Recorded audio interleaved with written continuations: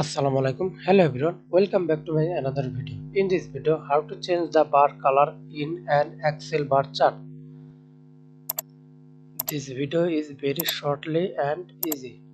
Firstly, select your data. Example, I select two data, then go to insert menu, click recommended chart or chart.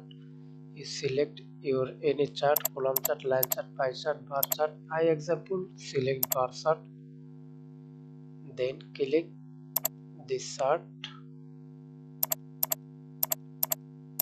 and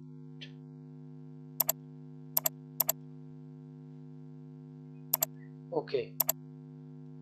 Then click the bar chart and right click mouse, go to fill color, select your any color. Example, I select yellow, then go right click mouse, fill color, I select green, and this color select, right click mouse, go to fill color, click red.